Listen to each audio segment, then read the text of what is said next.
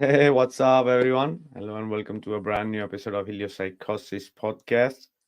It's your host, Vikka. Draziv, guys. Welcome to the show. If you are watching us from YouTube, do hit that, how do you say, the like button and the subscribe button. And yes, we were supposed to have some guests today, but looks like miscommunication with the date. So we might be having the same podcast that we were supposed to have with these guys maybe some other day. So that's why we had changed the title to open mic. So anybody can could today jump in to say hello and share whatever they want to. And yes, let's say hello to our co-host Gene, all the way from New York. Gene, brother, how are you doing? Hey, what's up, brother? Yeah, good to be here. Always is. Hi, guys. How's everybody? It's good to see you in the chat. And thanks always for hanging out, spending your time with us. It's always great to see you back again and welcome anybody that's new. It's we have a great chat every week and a lot of people are ready to welcome new people there. It's really cool to see that, and they handle the Globers nicely, very friendly with everybody. So it's really cool. It's great to be part with all you guys. So yeah, a miscommunication this week. I'm not sure what happened, right? But that happens, bro.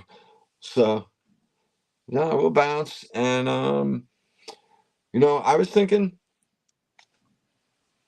I finally got my garden started this week. We went out and bought some plants that have already established, right? And but the thing is, with today, it goes back a long ways because I knew I was going to not do things from seed this year as much, right, Vika? Right, guys?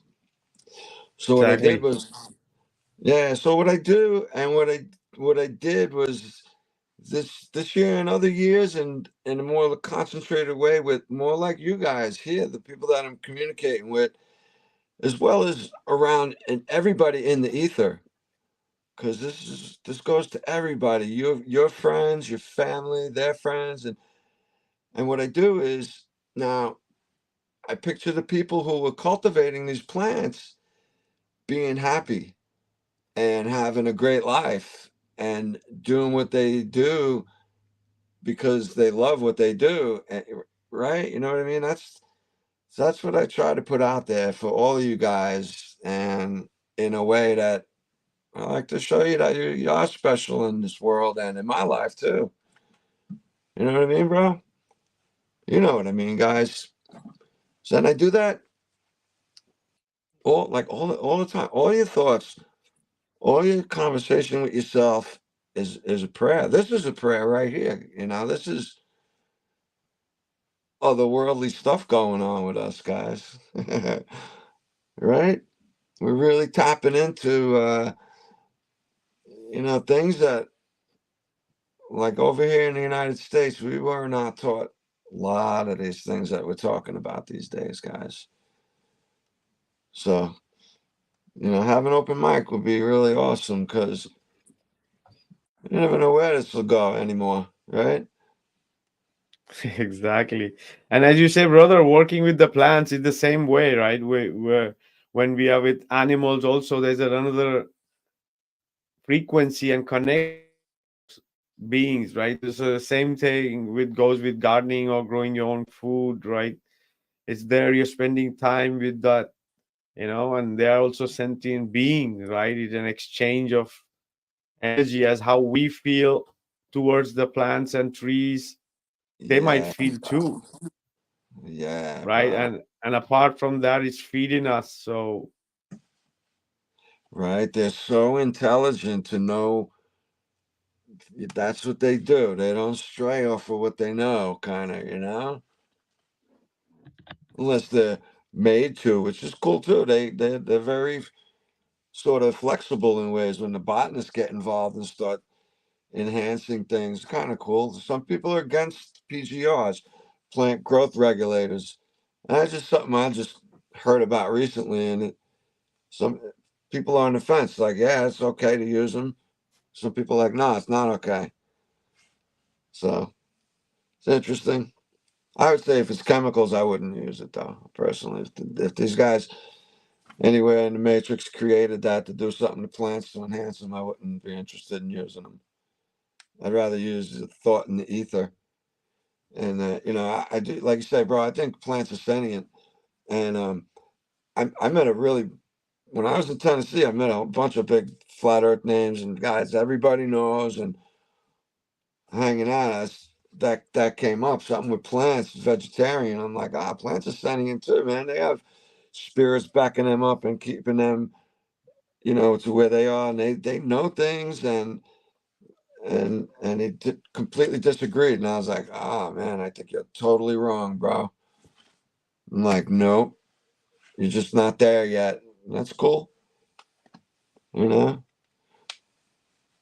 But I totally disagree Absolutely. with. Yeah, bro. Vikka, man, I don't know if who's out there right now, but if everybody knows that, Vika's a serious plant guru, man. He knows so many plants and so many things about them throughout history, local times, medicinal purposes, what to look for. There's just so much. And you know how I know that? We talk about plenty of stuff. I love plants and how to work with them and the conversations we have. But anytime during these podcasts, bro, someone brings a plant up and throws it in your ballpark, you're like, bah, bah, bah, bah, bah, bah, bah, bah, rattling off so much stuff off the top of your head about anything out of midair about a certain plant. And I love that stuff, man. Plants are, I would think plants got spiritual support with them. Why would they not be spiritual? Like, I feel like I got spirits backing me up. What about the mycelium, bro? They're finding myceliums, this massive growth of underground root system that's probably smarter than us put together. All of us. Exactly, brother. As you said, like the trees and the plants, especially the trees, they absorb a lot of energy and things that happens around, right? It's in a way coded there, like as information, right? And could be accessed if you are uh, that sensitive to those frequencies and vibration when you are under a tree, right? Word. Absolutely. Before we continue this, brother, a quick shout out to my brother Luis Croes in the chat. Yeah. Uh, Today you have an open mic, so anybody can jump in to say hello. You don't have to do a video if you don't want to, but or an audio, but yeah, come on, say hello, share whatever you want to share, flatter, speak to us. So the link Yeah. is pinned up right there.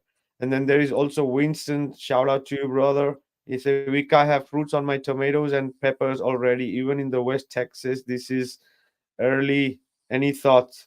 It depends, brother. If you have seedlings already like taken care in greenhouse, they can flower and give fruits earlier. It's possible. So if it's happening outside, maybe it's because of the extreme temperatures, or could be anything strange with the sun, because that's what I also wanted to bring out, right?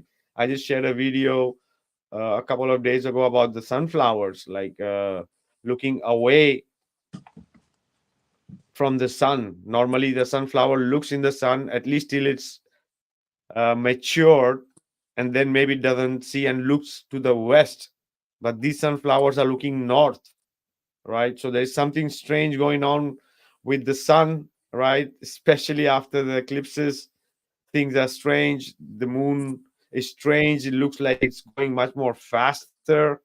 It has crazy glares, all right? The sun has crazy amount of glares with patterns, like geometric patterns, a lot of blue colors, right? Very strange things happening with the sun. So for sure, it could create some anomalies in these growth patterns, right? Because there are some fruits. are also already like not mature, but they are ahead already. Some of the fruits. Yeah, flowers also, bro. They can pop early. I wonder if it's, the stuff they feed them in the grow houses accelerate that process for them. Exactly. So, so this is the thing. There are many different plants. Maybe is affected by this strange because it's strange. It's really sunny from past 2 weeks, but it's still freaking cold. It's still Yeah, you're right. A little strange. And today over here in New York was one of the warmer days already. Now things are popping around here. It's really cool. Yeah, I've been waiting for a while for this part of the season, but I thought it was a fair spring. I guess a little chilly, but last winter was kind of soft. We didn't have a ton of snow up here. It wasn't. We didn't have cold snaps that lasted 6 weeks, freezing rain and all that kind of nonsense. It was less than freezing up here for the whole entire winter. I can't complain. But it did. It dragged out a little while longer. We had a warm spell for like a week maybe early, and it got cold again, which it's not real great when things start to sprout and it gets cold again. So, and exactly. that, right, I don't know about you guys, but when I see stuff like that, I'm like, they're doing this. That this is part of what they're doing.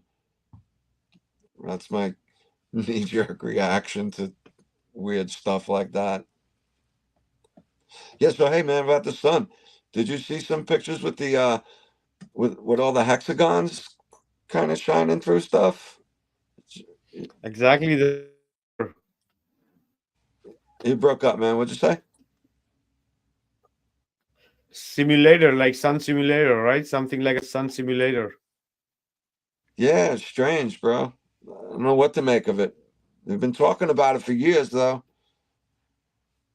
China had one how many years ago?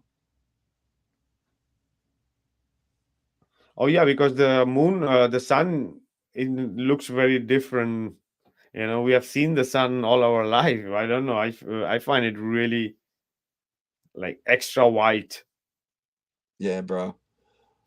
I kind of remember this, and now of course you can't look into the sun, but you can see it out of the corner of your eye. What my memory tells me as a kid, um, it was way more yellow,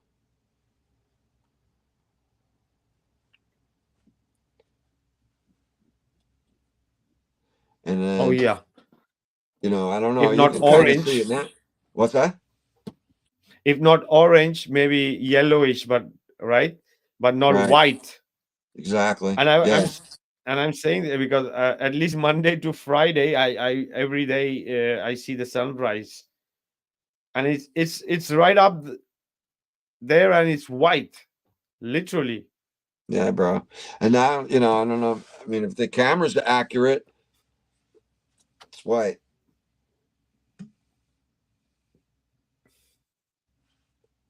right? Exactly, Everybody's and your taking our it. eyes, right? We Yeah.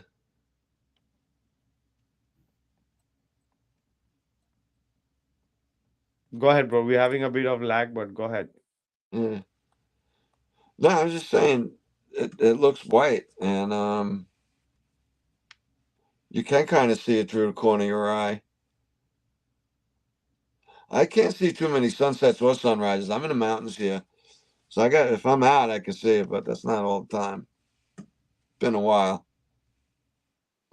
What do I do? I got to drive to somewhere, I guess, and figure out where I can watch good sunrises and good sunsets around here. You know what I found out recently? I might have said this on the show. I forgot. Um, there's a spot really close to me where I can go up this 82-foot tower. Well, first of all, it's a 45-minute hike to get there. So I'm like, I don't know how I'm going to handle that. I got to look into the hike more than the right, to get in there.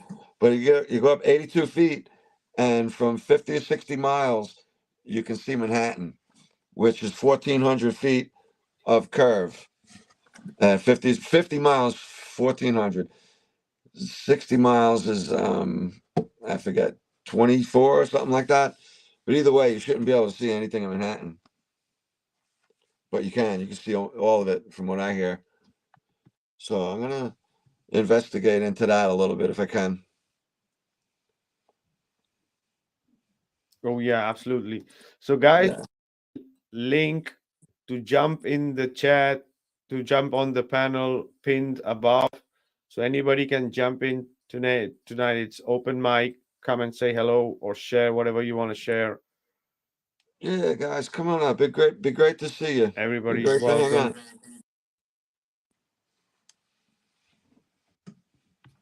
We had one of our guest friends come up as a guest one night for a little while. His name is Eric Finnis. He's up here every once in a while. He's from Mental Crowd with Alex and Raul and those guys, and Tyler the fittest flat earther. Hey guys, by the way, Tyler's got that vote for Muscle and Fitness magazine, and I hope you're voting for, because that can get him. Well, it'll win him $20,000 if he wins that contest, and it'll get him on the cover and get him exposed as the winner. And he intends to bring flat Earth and as much of that along with it as he can. So if anybody knows the link to that, maybe you could throw it up in the chat. That'd be super awesome. Oh yeah, I have shared it in on many of the groups. Yeah, So definitely. And you know what, all guys? the people too. As far as I understand, he's in first place, and I'm not sure, but the deadline is coming up soon. So, and thanks to anybody out there who voted for him. I know I did, and I bet you a lot of you guys did. So, right, I'll say thanks for him and everybody involved.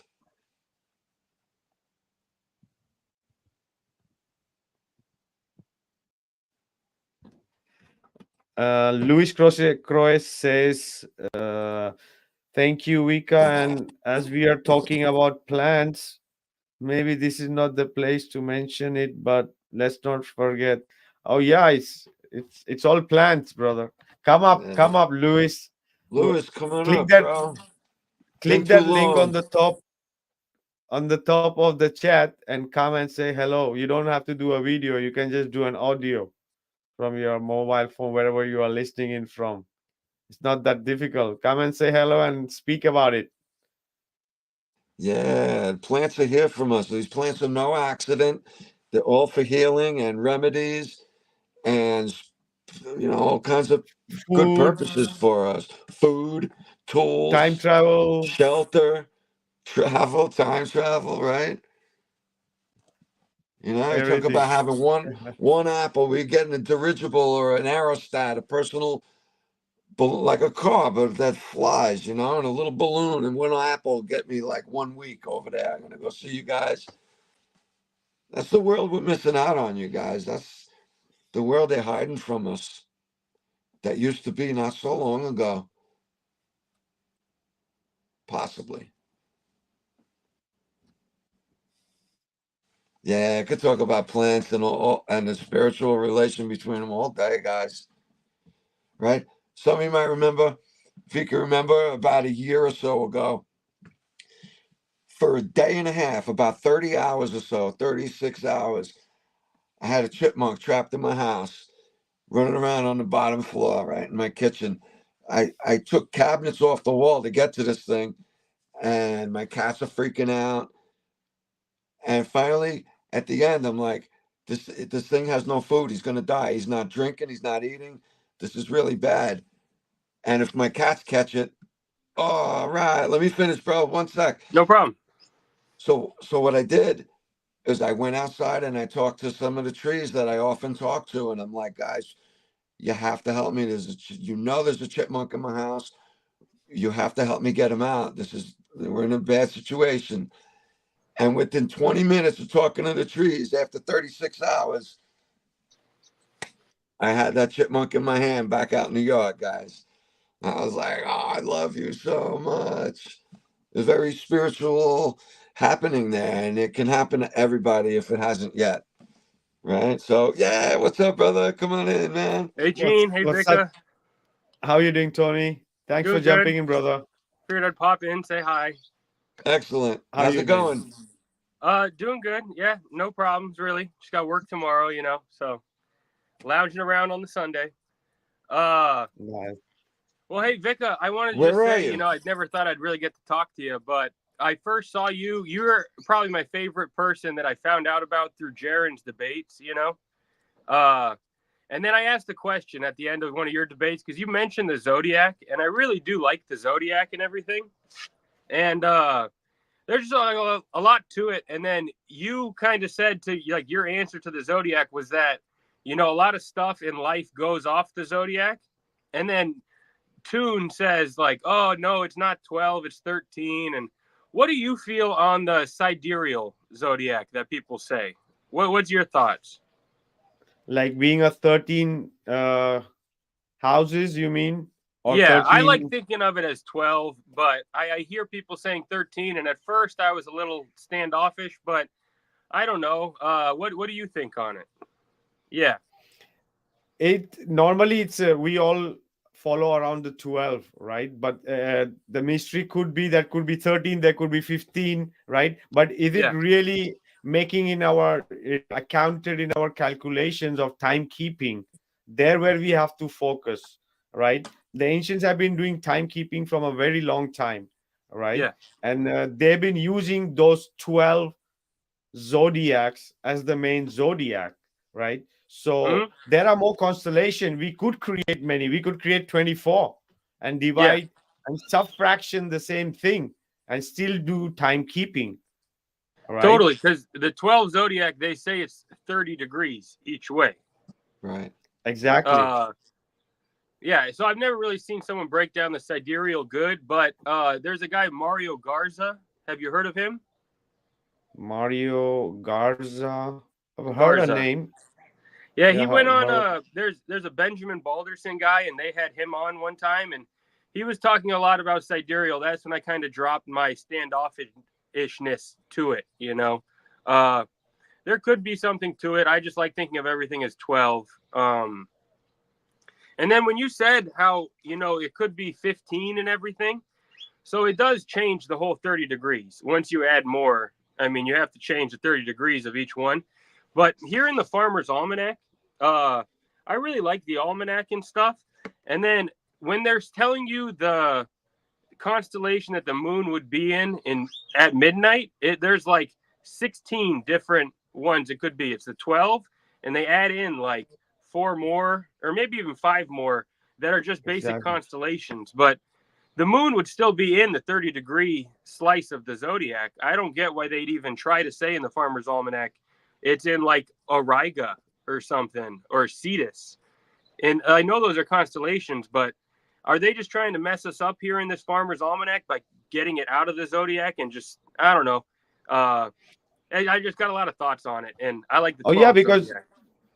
exactly, brother, because they changed from the Julius to Gregorian calendar, and right, some cultures follow the moon, right? Some follow the sun, maybe some other follow some another one, right? Yeah, So it's their own way of timekeeping. So they might create this confusion purposely. I think we are having a negative effect of not having those moon cycles in a way, right? But those sure. 13 moon cycles still fits in the 12 zodiac. If we Yeah, really fraction wise it will fit there. Those 13 yeah, months in those 12 constellations. yeah, and even for this year, I found out too that like so the moon is not always 28 days. Sometimes it's 29 days and stuff. Uh, so I was just surprised. So this year we have 13 new moons, and we don't have 13 full moons this year. But like last year, it was different. And then the whole 28 or 29-day moons. Do you know what kind of cycle that goes on or anything? You mean the moon, the eclipses and all this, you mean, or the phases? I just mean how it's not even like first we have a 28-day moon, Then we have a Yeah, 29-day moon. yeah. And then, but It it's not depends. alternating either. Sometimes it's 29, 29. Do you know anything on that? I recently Exactly, found but that out. it depends also on what calendar those measurements or observations are done, because on different calendars they have different observations. So some might have 30 days, some might have 29, some might have 8, like, Yeah. right? So, and also depending on the moon, it's, they say that it cannot be always constant. All right, so there might be time changes accumulating, subtraction and addition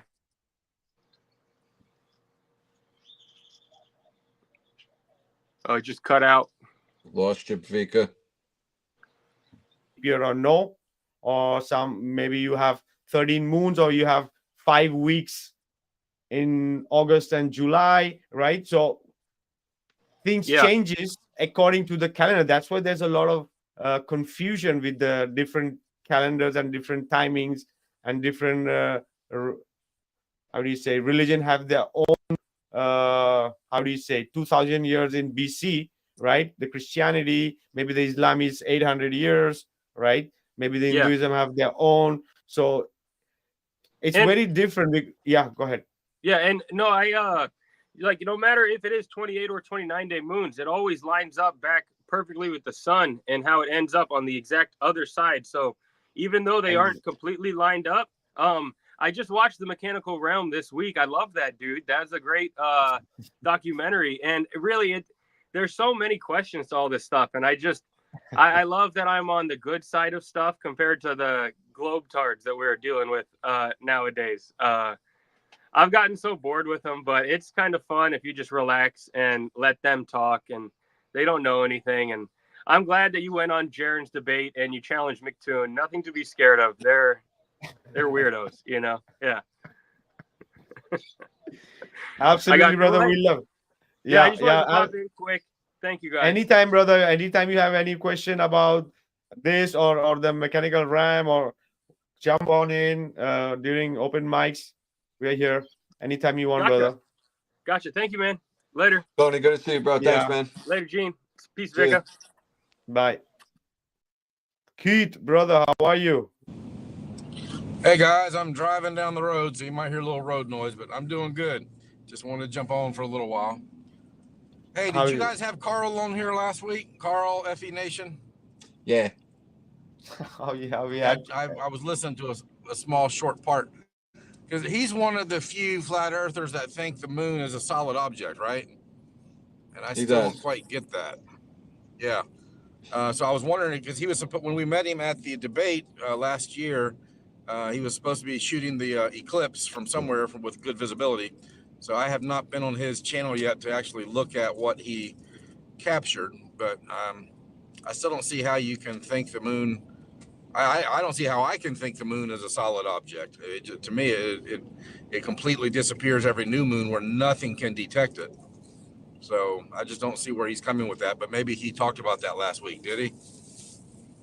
Oh yeah, we were confused. It was the first time I really spoke to FE Nation, and he's been a flat earther, and also he comes a lot on this channel. We've been long time, but that was the first time he jumped on the panel, and we were chatting, and we were speaking about the stars, seeing stars to the moon, and I shared some picture, and also there was Flatzoid, and then Sovereign Soul, and he was also sharing some pictures. So FE Nation was saying that he thinks it's solid, and he thinks that it's not behind the moon, the star, it's in front of the moon. So we were having a little bit of confusion there for a while. Yeah, because in the lit part of the moon, he says he sees stars, which would indicate that they're in front of it, right? Which they kind of look like it too. They could be like both. Honestly, what do I know? Yeah, but if you sure, but this is the thing, right? If it's solid, how are you seeing something in front? Right? Well, I want to put this out there for anybody listening. There's another guy with a very large flat Earth channel. If I said his name, you know him. but he's trying to get some research together on seeing the stars through where the moon would be during a new moon. When you can't see the moon at all for a new moon, if we're able to see stars at that point, then that should end the discussion that the moon is absolutely not a solid object at all. I've never even heard about seeing stars in front of the moon before. I've always assumed they were behind it, but that's my assumption. But that's what's cool about all this. We're all researching and learning together and figuring out how this system works. Yeah. Well, I saw one of the pictures. It looks like, like a star in front of it. Meanwhile, you got all the other stars. But Keith, why don't you throw in there, if you're in that crowd, of what they're doing with the new moon when it's gone? Is there any pictures shown? What about when there's a quarter moon and half the moon is missing? Are there any stars able to be seen on that dark part that's not lit? Not that I've seen yet, but that's just as valid of a point as the new moon. So it's not just the moon either, but I think the planets as well. If you could see a star or a planet through the half of the moon that's not lit, or through a new moon where you can't see the moon at all, we just need more research in that area from anybody who's actually out there shooting the moon with their P1000 or whatever they have. Right. I don't think it'll be very long. Within the next, before the end of the year, I think we're going to have some kind of good footage of this. Right. Keith, one more quick thing, bro. Keep in mind does the Terminator line ever change through a full, during a night? I've been watching the moon. I've been watching the moon a lot since we did the mechanical realm, and I personally, from the time I see it on the horizon coming towards us to the other horizon leaving us, I never see that line move. I never see the moon get more illuminated or less illuminated when it's waning. So if there's a half a crater showing, that half a crater doesn't slide over or anything, right? It doesn't come to a full crater, doesn't slide into nothing, right? Right. That's a problem. Yeah, we should see that Terminator line moving from the time that we can see the moon. Like right now, when the moon is going to be full here again sooner, it's waning again now. I believe it just started waning. When it starts getting full, it's waxing. It's waxing right now. Oh, okay, waxing, well then it's almost done. It's almost done waxing. Then it's got to be. Oh no, you're right. It's waxing. Okay, I was watching it the other night. But when it starts getting full, we go down to the ocean and we watch the moon rise quite often. And it's just been, it's been fun to watch it, but there's still so many questions. There's still so many mysteries about all the heavenly luminaries, not just the moon. Yeah. But I mean, what we know for sure is what we're looking at is not what they teach us in elementary school and high school and the colleges. I mean, all of that heliocentric hypothesis is such nonsense if you just do a little bit of real world observation and just ask, just a very few questions. You can find out real fast that we've been lied to about all this. Oh yeah, I want to continue a little bit about this star stuff, but we want to say a quick hello to our brother Luis Crores, all the way from Amsterdam. My brother Luis, ¿cómo estás, hermano? I'm doing fine, guys. I'm doing fine. It's so fine, and it's so nice to be on the show and to be part of this team. I mean, guys, I'm gonna keep it very short this time. Wow, all the way you guys came, from 2016 till now. It's wow, and to tell you the truth, I've had this conversation with Vikka. So I think many flat earthers out there can sometimes feel lonely and maybe getting totally crazy in your head. And then I can refer to you guys doing the real work, sharing and just giving us the courage to keep on going. And just like we are sane, we are not crazy. But Keith, you were talking about the moon. Like all these Arabic countries have the half moon and the star in it, and they say they write about it. Like they have seen the star in the sickle moon. That a lot of Arabic flags have that. And like as an artist, let's be honest, if it's terra firma, then it should have its own shadow. How can we see through this thing? And even how can we see with our bare eyes so how you say, in focus, it couldn't be 200,000. All that detail. You know, it's all math, and I've had this discussion with my nephew. He is an amateur astronomer. He has got like this $10,000 telescope, and I told him, dude, with 86 digital zoom, I can get the same results as your 10,000 euro telescope. You know, there's so many things that we still have to figure out too. But thank you for having me. But Lewis, tell Oh, him to yeah. check out that expensive telescope, because a lot of those are programmed with the CGI images in them. Once they get the locked on and the coordinates, they switch over from what you're actually seeing through a telescope to a cartoon that is programmed into those expensive telescopes. It's crazy. Whoa, man. People go far. Just to how you say, to hide the truth. My God, this is new for me. Thank you, Keith, for sharing that with me.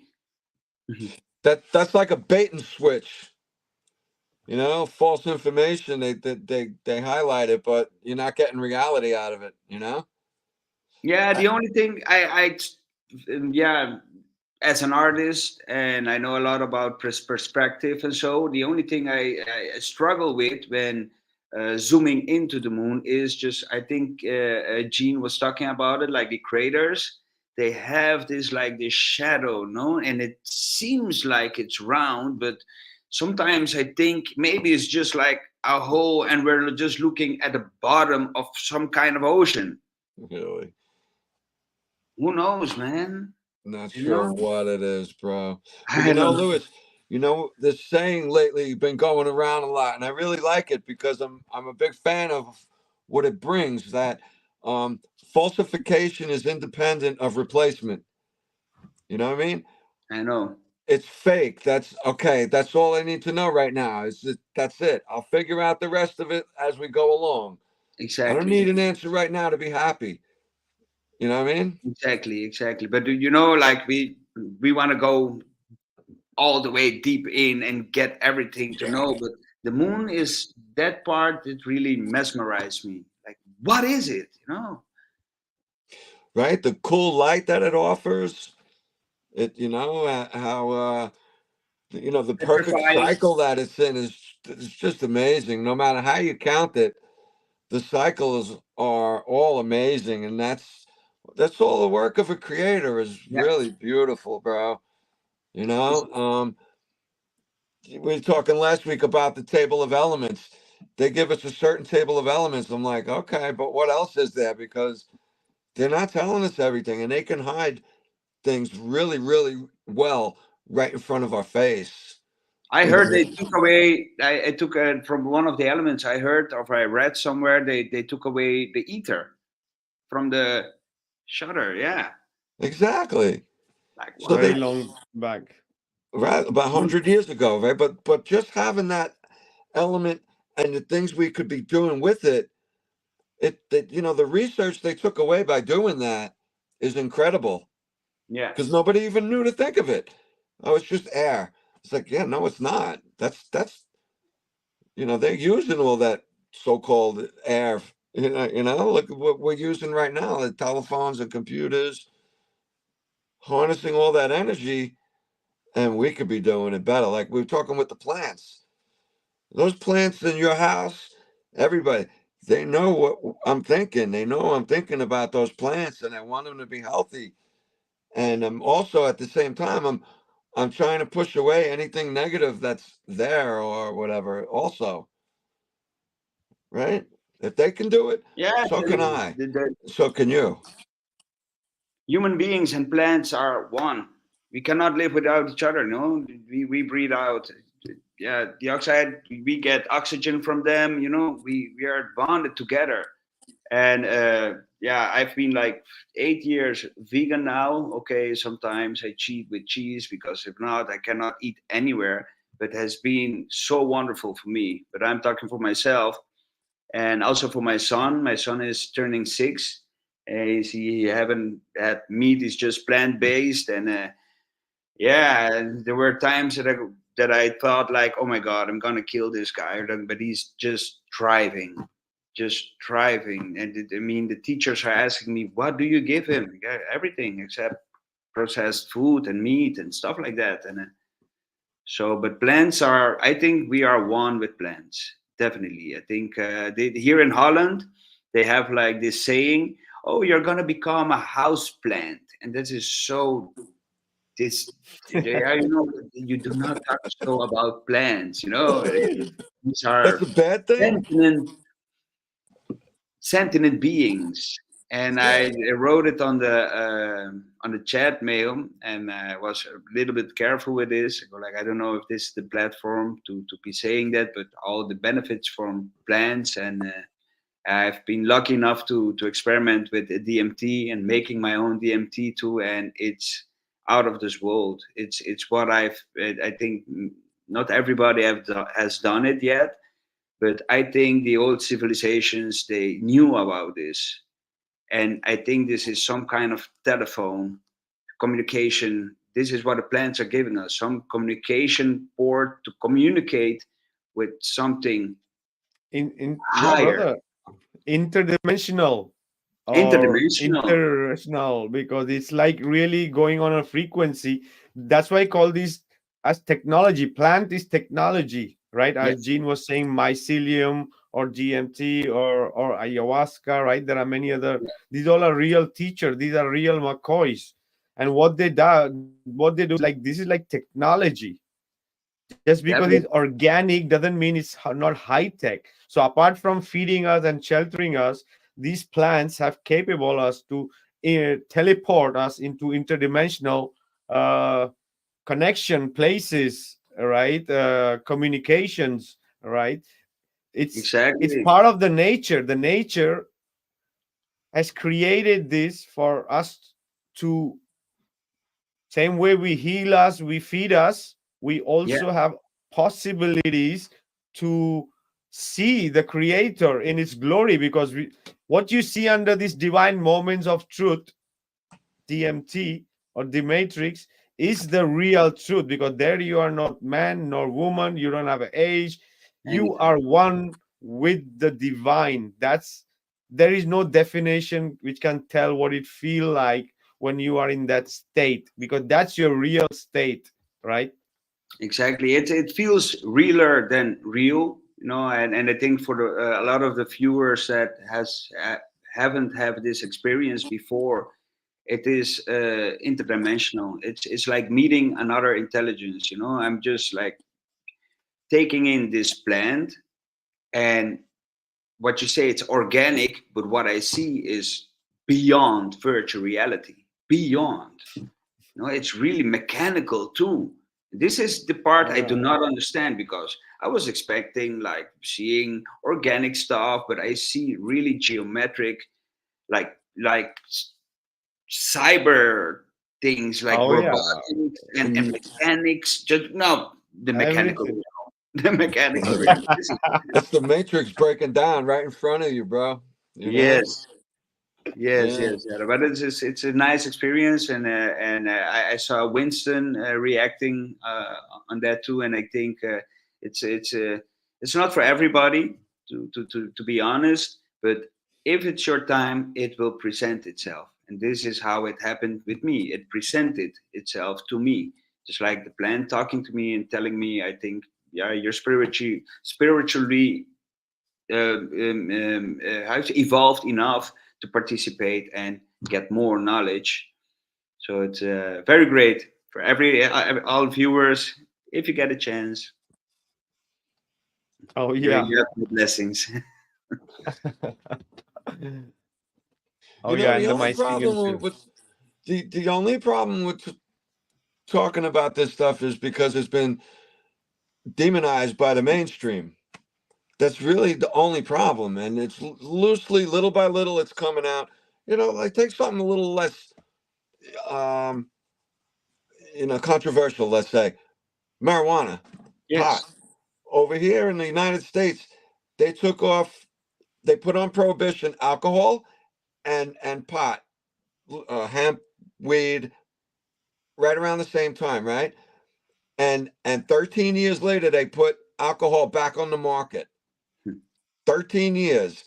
And I'm not going to get into the explaining what alcohol does to people versus what apparently pot's doing to people, right? 100 years later now, it's I think last week this guy just said, yeah, you know what, it's not a federal offense anymore, but we realize this is not a Schedule 1 drug, which means it has zero medicinal purpose. That's what they had it labeled as, bro, over here in the States. Schedule 1. And that's what that means. There's no medicinal uses. Like for 100 years, look at these guys, what they're doing to us. Yeah. So now you take it a step further into these type of plants. And yeah, there's and what's funny about what we're talking about, DMT, and ayahuasca, stuff like that. People for throughout the ages all talk about meeting the same people during these experiences. Exactly. The same people present themselves with similar, talk and understanding and stuff like that. So that's pretty cool.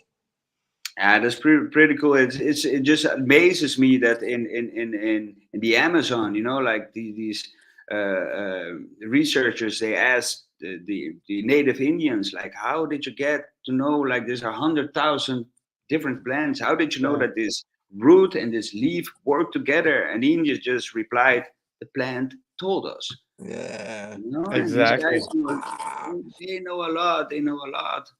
I love that. Oh yeah, And brother. I love ancient civilizations. Yep. There's so much to learn from them if we get the real books and the real source of information, not the crap they sell us at school. I mean, the most history books begins with the Greeks. I mean, what about the Vedas? What about the Sumerians? Yeah. Exactly, brother. The sacred geometry is seen there. The ancients been seeing this through this experience, the sacred geometry, which reflects the whole cosmos up to a nano level, right? That sacred geometry is seen in us, around us. That is the stamp of the divine. This the ancient really understood. These shamans, this all this how they understand how the realm works, right? The beauty of Exactly. it. Exactly, man. It's wow. I'm happy I get to notice to experience it, and I'm making my own now, so I can put some intentions in it, and I can explore the realms. And lately, I've been making a few art about it just to show people, and I'm very happy that when I show people, they go like, "This is exactly what I saw. Thank you that that you made the art of it." So. We But can yeah, see that in your art, brother. We can see that in your art. You know that yeah, from the first moment I saw that in your art, and I said to you, "Oh yeah, absolutely." When we start seeing those things, we want to draw it, right? We think that is the only time we're gonna see, and never. But that door, once it's open, yeah, that door is open, right? It never exactly, closes. It takes time for the door to open, but once it's open, it's open, right? and Yeah, there are analogs, right, of making, because Vincent is asking, Vikka, ask him specific plants, please. Yeah, there are many different kind of plants, but you want to expand on that.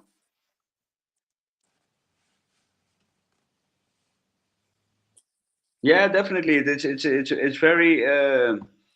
I would say every country has its own plant that has DMT. That it's all over the world. And like Genie, we were talking. We took like marijuana, and most people know that we make the cannabinoid receptors in our brain, so we are open to receive marijuana, that's THC and CBD. But we also make DMT, which is a molecule which is in every living sentient animal, human being. So it's part of us. We are actually plants, if you can see it. Almost. Exactly. Super high tech Exactly. plants. So what it means to also say that it's an analog, right? Any Yeah, plant you might find, for example, if you go to Amazon, you will find a specific plants like Banistropis capi, that is, and then you might find Chacruna, which might have the DMT, right? Then if you go to Asia, you might find another plant for the same two alkaloids, right? So the DMT is an alkaloid that can be found in different plants depending on the country, right? So exactly. like Mimosa hostilis in Brazil, right? Mhm. So it's different plants. Mimosa hostilis is the best one in case people want Yeah, to look into it. I know that here in Holland, it's called like parkietgras. It's just like grass, and it's got quite a Oh yeah, few. reed Reed grass. grass. Yes, Hey, it's everywhere. If you look at it, it's everywhere. It's Right? actually everywhere. But yeah, you have to take care because you cannot play around with plants, right? It's all with respect. With respect, it's not for recreational use at all. At all. It's just Exactly. like it's yeah, it's serious business. It's just like treat it with respect, and yeah, you get a lot back. Oh yeah, and the possibilities, right? It's amazing. It's like as I mentioned, time travel is absolutely possible, and being at places or having contacts and everything. It's all very real. Guys, you know what? Not to change the subject, but while I'm here and I have you guys now, I wanted to ask you guys. You guys remember in 2015, 2016, there was this Brazilian guy, Urandir Ferrer, and he had like this proyecto something. He made a documentary. You guys remember that? mm, 2015. I A was looking flat him up. earther. He's a what kind flat of earther. I think he's who? what kind of documentary did he make? He made a quite a good documentary. His name was Urandir Ferrer, and the project was Proyecto. I'm gonna look it up after I tell this. I'm gonna look it up. Maybe I can find it. But he had a good documentary, and he had all these tests, like with sonar equipment, like showing like that if there's a curve, that never a sonar equipment, which is like linear, could not work from the distance, like simply telegraphs and from America to I Europe. remember. You remember that? He was I also I remember a guy from Brazil or a team from Brazil doing some experiment, and they did a documentary on concave Earth. a concave Earth. Thank you. See, Thank you. see what I mean? He's like, dude knows everything, man. This You good, guy is brother? a genius. That's He's cool. a genius. But into that concave Earth, I don't remember what the project was, but they have this whole community Eh, in Brazil owed to flat Earth. I mean, he's got like a dome with a telescope, and he gets funded. What I heard was like 30% of Brazilians know the Earth is flat. 30% is a lot, and this guy has Oh like yeah. a green light to build a community, and it's like a tourist attraction, and for flat earthers it's very great. That sounds cool. You know what it is, Louis. There's no TV and there's no. They don't have the same education system. I bet you. I Ah, bet you that has a lot to maybe do with it. I bet you. that's it. Yeah, no, I remember. Yeah, there was the concave earth, and he came with a quite a interesting model. I remember it was just like, no, it was flat and with a ring, but there was like in the ring, the ice wall had like an opening to another little circle. So that was very interesting. He made a model out of it, but then I didn't hear anything about him anymore. That Exactly. Yeah. happens. That happens for various reasons, and sometimes we know, and sometimes we don't. Right? Hmm. There's some people that happens to because they're like, look, I went too far with my job. I can't do anymore. I'm done. I'll see you later. I gotta go, and then you never hear from them again, really. And other people, you don't even hear that, and they're just gone.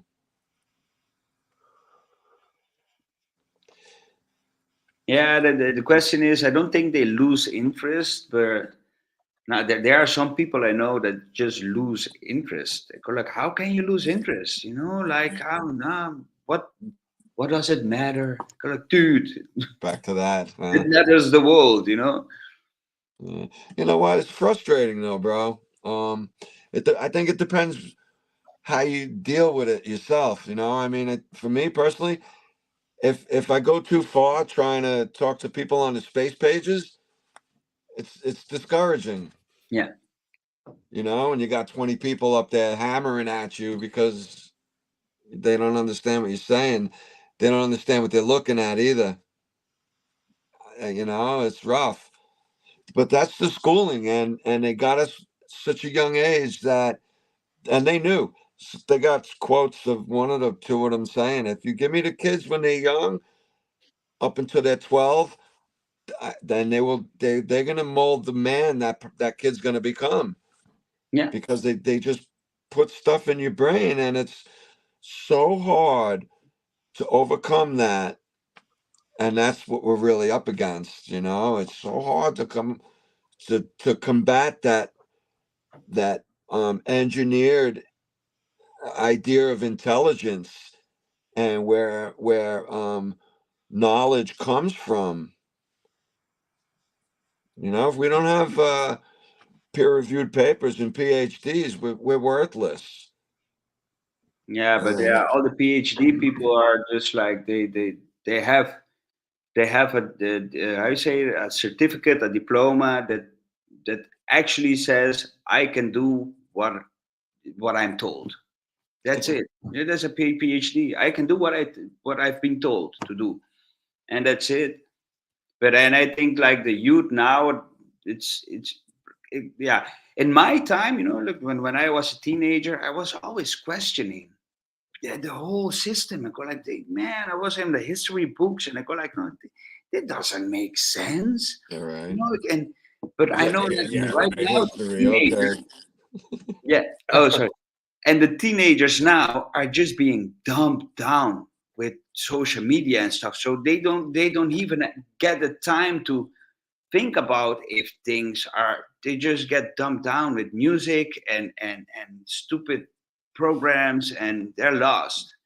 You know, like Yeah, because brother, we were given books where that we had that option that we had to read from there. This generation have at their fingertip all the information they want, and they don't are not interested. We were so curious in our times, but we only had limited resource of seeing and knowing everything, right? And here they have at their fingertip everything, and they're not interested. That's the problem. A quick shout out to our brother Matthew for that membership, brother. Really appreciate that. And I is saying, I have a question. What you all know about the black goo? I don't know if we can speak about the subject, but uh, oh yeah, okay. uh, anyway, if you wanna Yeah, that's a expand, good brother, one. I know. go ahead. And people can jump in the chat. There's a link Oh on yeah, the yeah. top. Anybody wants to jump in, please come in. We are here. Me, Gene, and Louis are here. Anybody else want to jump in, say hello, is welcome. Go ahead, brother Louis. Yeah, about the question about black goo. I don't know what your reply was, Vika. Maybe it's not a topic for now, Yeah, but we can. As long as we don't use the hot word, we oh, can I speak in understand. code. Okay, go Okay, ahead. No I problem. understand. Now, but about that, quite some information too. I dig down into this. I've been how do you say that? Looking at following this guy called Harald Kautz, and he is a very good scientist. Used to be a scientist, and about 10 years ago he started looking up into chemtrails, like really testing the waters, and then he came up to Morgellons, and then he got in contact with someone who had black goo, and then things turned quite interesting. Vikka, you know about that too, huh? About the black goo? Yeah, yeah. Yeah, that's like this sentient oil, which has been used for by many, like in Hitler used the black goo. He used to put it like this sentient oil in the, how you say the things the soldiers wear, like a brush, Yeah, badge. a badge. Okay. Yeah, he used to put it in the badge, and he used to put it in the where you close the knives for soldiers. And when they get exposed to that, they can become very aggressive, and yeah, this is how kind of true. So I don't know if you heard about that. Like most churches, they used to have a piece of black goo, and this is why when you get into a church, like late 1900s, that you, and then even now, you can get this cold feeling, and you don't get this warm feeling like, I'm home or so, but actually more this cold feeling and feeling like yeah, it's very difficult to explain. But what I heard is this black goo is mounted in the altar of churches, and this is why you get inside, you get fear instead of love. Very That's interesting. a lot of truth out there in that. I don't know why, but yeah. I'm just gonna point I'm gonna set in the comment the name of the researcher. Yeah. And Gene says Google. Google. Goo gel. Yeah, exactly, Gene. It's Because Google. the thing is, Google is run by quantum computers, and these quantum computers are run by this black goo. It's a sentient oil.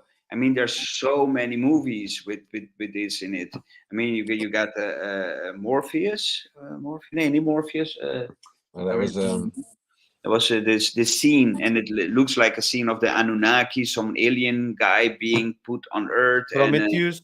Prometheus. Prometheus. Prometheus, and you got Lucy. Remember the movie on Netflix, Lucy, that using her 100% capacity of her brain, that also becomes Black Goo, Venom, Spider-Man. It's all in the movies too. Oh yeah, truth in plain sight. In plain sight. I've been I trying to think catch up on movies because like 20 years ago, I stopped watching most media. I was very select, and it narrowed it down to like nothing but what we do now. But I've been watching some old movies, and trying to catch up a little bit because of the information they offer, and like I missed out on a lot. So, but then again, I gained a lot not doing that. So, but hey, if you guys ever saw the movie from 1978, it's called Capricorn 1. It's, oh, bro, if you like old movies like that, check out Capricorn 1, and you just, I don't want to, give any spoiler alerts, but if you switch it around with something a little different, you'll be like, oh, wow, that movie will blow your mind, bro. Anybody, guys, if you know Capricorn 1, woo. All right. No spoilers, though, guys, so we can all talk about it some other time, right? Good movie, man. Oh yeah, I think it's also much more evil, and I think they're also testing on humans already, and the humans don't have idea. In combination with these devices that we have in our hands, and the things they have put in the majority of the people the last 2 years, People can't even imagine what they are doing with it. Man, just Already the humans showing. are robots. Definitely, man. I mean, every time people get notifications when they open on a website or so, and everybody just go scrolling down and go like, "Yes, I accept. Yes, I accept." Actually, you're giving permission for everything. No, I was experimenting with a friend of mine, and we just put our phones on the table, and without opening it, and we started repeating the word toe fungus, toe fungus, toe fungus, toe fungus, and then we grabbed the phone, and we had all advertisement of all the things of what you can do for toe fungus. Go like, wow, man! Then the microphone is open, but if you imagine that we are doing this in a global scale, this is why they have these quantum computers. They are processing. We are liberally putting our thoughts in Google. We're giving them our thoughts, our feelings, and everything, and this computer AI is just like, yeah, gathering all the information, and AI sooner or later is going to be 3 steps before us.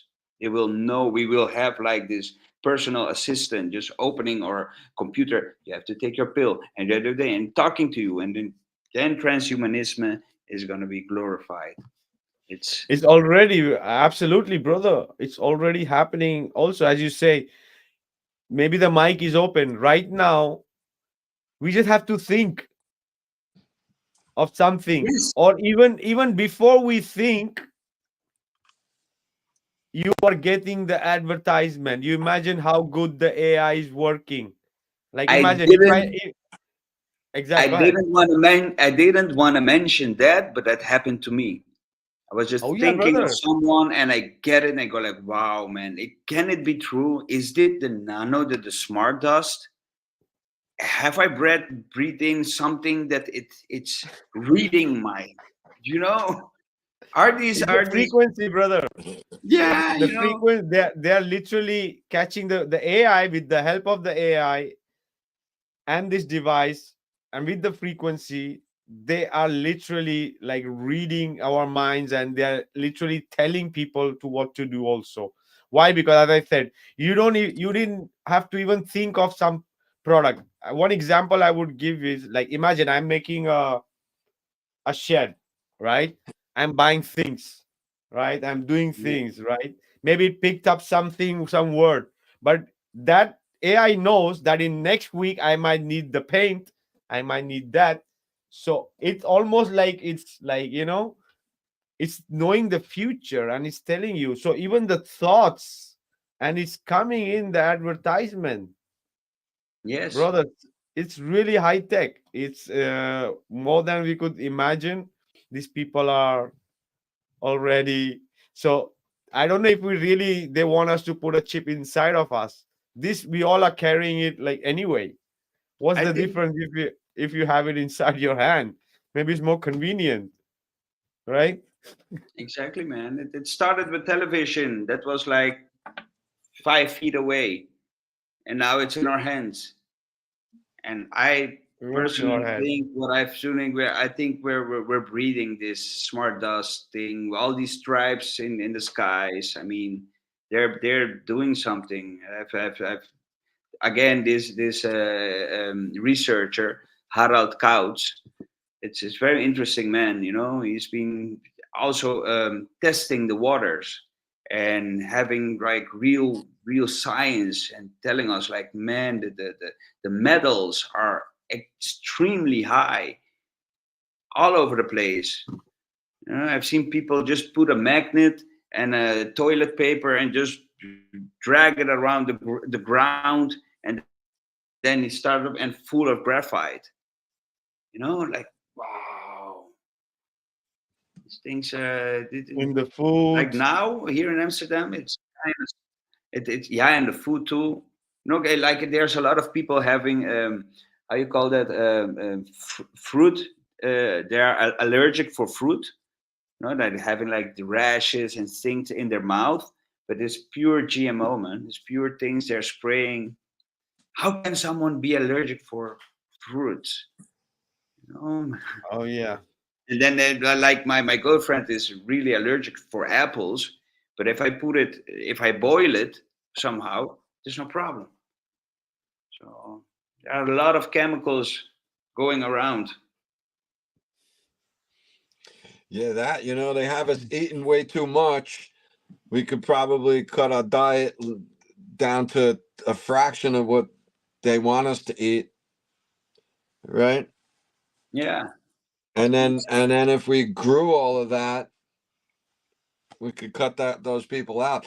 It's a big problem. I remember saying a while back that I, it slowly comes into focus how, as like a country over here, and I said this like 30 years ago on a job site, like when the food truck pulled up, I'm like, it's crazy what we gave up as a country, as humanity, for convenience of being fed this garbage, and it's a terrible thing. I've had food issues, but mental food issues for a long time. Like, I can't stand the food system around here anymore. It's really bad. I need to get back into you ever heard of breatharianism? Breatharian, Yeah. yeah. Yeah, I was almost there doing that. Oh I yeah. ate so little, Louis, for a year and a half. And I built up for like a year to get there, but for a year and a half, bro, I ate like 20 peanuts a day, one fruit twice or three times a week, water. I might have had coffee with milk. I wasn't, an angel about it. I never got to where I really wanted to be, but while I'm talking about this, I like to say to everybody out there, that's a dangerous place. So to try to stop eating completely, you got to really work up to that. And it's not just a matter of fasting. It's different than fasting, I know. But then I was pretty successful, bro. I was on a roll for a year and a half, man. And you know what happened? I got comfortable. I was like, oh, Thanksgiving's coming up. I'm gonna have a meal. I'll do it, because you hear people doing this at a party or whatever for an occasion they might eat or whatever. And I did it, and I fell off the wagon, bro. I never really went back that hardcore, or even half as much. Now I just eat, I'm like, but I'm a little select. Like me and Vika both, we wake up, and I don't. If I wake up at 8 o'clock in the morning or 6 or whatever, I don't get hungry till like 2 o'clock usually, and I don't eat yeah, unless I'm like if I'm busy, I might eat a little something, a sandwich, garbage though. I don't eat well, man. So I'm like, I gotta readjust all that again. It's hard. it's a difficult one. It's a difficult one. Oh, it's very Yeah, bro. a It's breatharian. hard, man. What's up, Keith? Hey, Keith. Is this the ayahuasca research department? No. Right now we are speaking about food, right, and fasting maybe, and the best thing is, yeah, Plates and food. everything I is so did that. contaminated. Go ahead, Keith.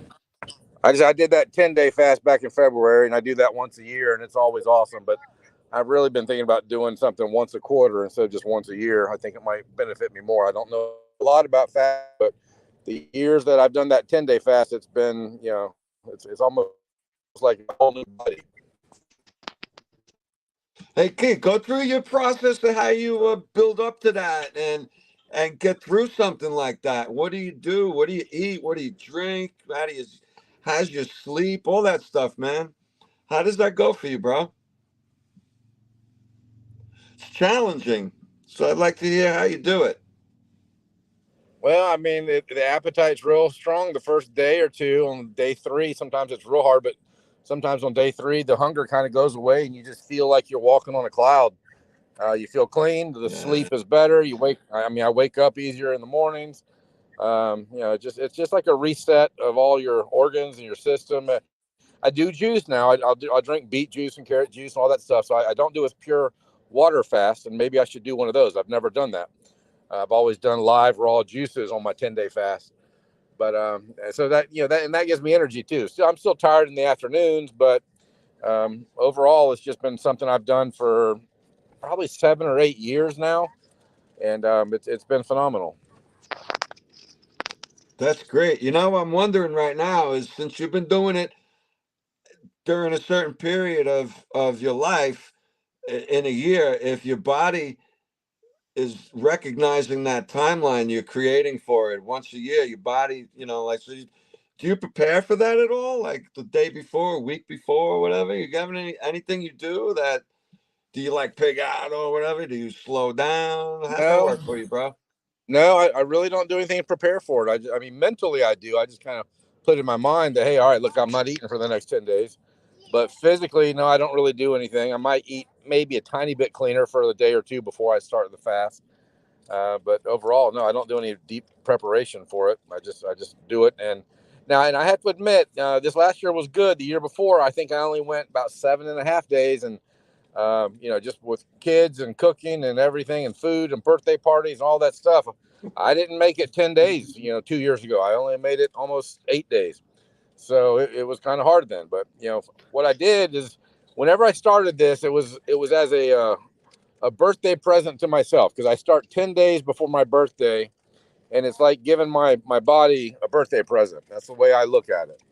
And What would be Keith? What could be a better option than doing it once a year? Could be doing once a month for 3 days when the moon is in your zodiac for 3 days. That yeah, would give you a much more boost, like a 3 day, because it's helping those frequencies of the moon being in that zodiac, and everything has a reason, right? And it's like almost giving a break to your system for that 3 days. It don't have to be a 3 day like strict fast, right? You could be on liquids or juices, but right, right. Yeah, I or remember minimal plant-based, minimal stuff, right?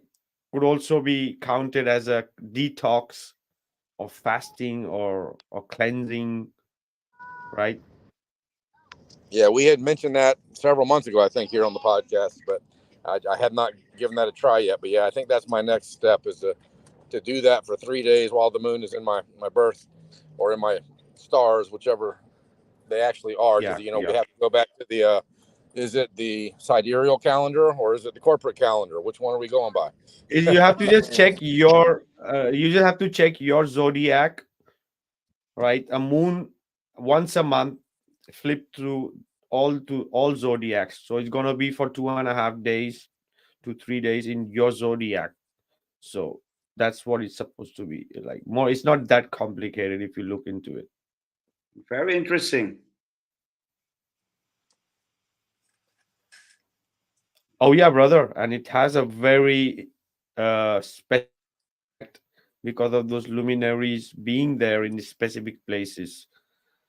And after that, they even say that doing that every month will help you, that oil, to raise Christ in consciousness. Like, Exactly, the sacred secretion. What you're talking about is almost a sacred secretion, but you just added a whole other perspective to it that I didn't know by tracking the zodiac in your birth date, and maybe even the how you say, the coordinates of your birthplace too. I heard that also has influence where you were born, literally. Yeah, exactly. But the more simple one is the moon being in your zodiac every Okay. month.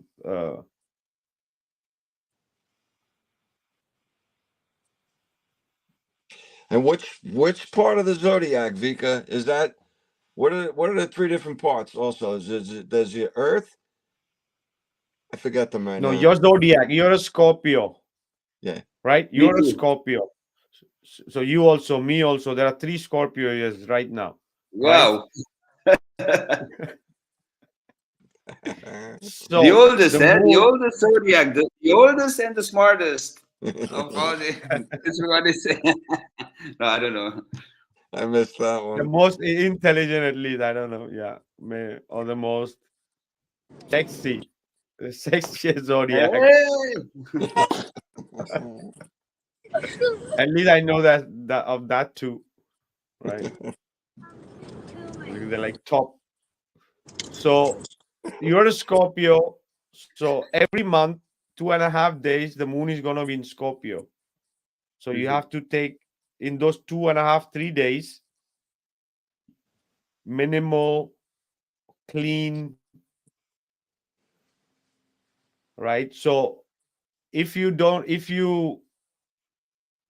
the Santa Claus room is gonna give you gift, and if you behave bad in those 3 days, it's gonna give you cold, which is disease and sickness, right? So it's a way of interpreting the story of Christ, getting that oil in the Santa classroom every month. So if you do that 2.5, 3 days, so the rest of those 25 days, you could do anything and it's not gonna affect. You know what? You're getting what I'm saying? You guys getting what I'm saying in that sense, right? So that 2.5, 3 days is very important to neutralize all the negative of those 24, 5 days of the rest of the month. Yes, and it's in some way it's also some kind of fasting, because you are not allowed to do improper things. You have to have a clean mind, a clean Exactly. yeah, a clean vocabulary, a clean approach to your fellow men, and then Exactly. you get the present. You know, you get the You, anointment. It's you, you know what? You know what I just thought of? That's where that saying comes from. You better stop that, or you go blind, because your third eye will go blind. Right? exactly. No, you That have to. saying is real. It's So real, you know. You have to have a pure mind, a pure thoughts. Actually, simply what Christ was telling all the time. Just live a honorable life. Christ's teachings. So it's so nice, you know. Like it is like, yeah.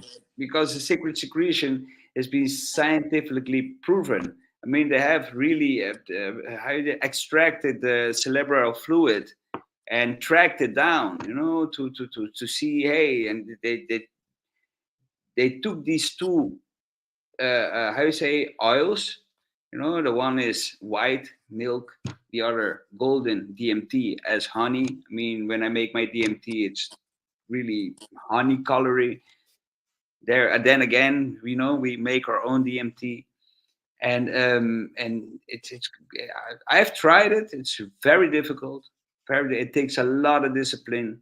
I mean, you have to be a monk to do this, you know, somewhere high in a mountain where there's no internet, and maybe you can succeed. But it's so nice, you know, and it's the story of the crucifixion of Christ, you know. It stays there 2.5 days in your sacrum, and then, you know, with injection, they took it out of cerebral fluid, and they could track it just rising up again through all your chakras. And very interesting. Right, Oh and yeah, and brother, go ahead, Gene. it vibrates different on the way back up. And so when it comes up to you, back into your pineal gland, it vibrates differently. Okay. Yeah. Maybe then it's tuned. Exactly. Right. Yeah. Exactly. Something like that.